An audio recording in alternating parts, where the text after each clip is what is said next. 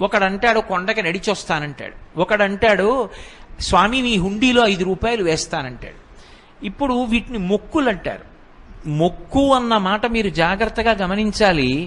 వెంకటేశ్వర స్వామి వారి హృదయం ప్రకారం అయితే వ్యాపారము కాదు. అది పాపము వలన దుఃఖం వస్తోందని వాడు తెలుసుకోవాలి. తెలుసుకుని పిలిచావు పరమేశ్వరుణ్ణి, ఆయన ఏం చేస్తాడు? నేను ఆదుకోకపోతే ఎవరు ఆదుకుంటారు లక్ష్మి? అందుకుని ఉంటాను ఈ కలియుగంలో వెంకటాచలం మీద. ఎవడు ఎక్కడ ఎంత మౌనంగా లోపల లోపల పిలిచినా నాకు వినపడుతుంది. నేను వింటాను, వాణ్ణి ఉద్ధరిస్తాను ఆపదలోంచి.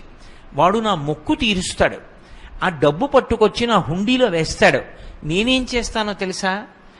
పరమధర్మాత్ముడు నన్ను చూడకుండా ఉండలేక, నాన్నగారిని చూడకుండా ఉండలేక వచ్చినటువంటి కొడుకులా, నన్ను చూడకుండా ఉండలేక వచ్చినటువంటి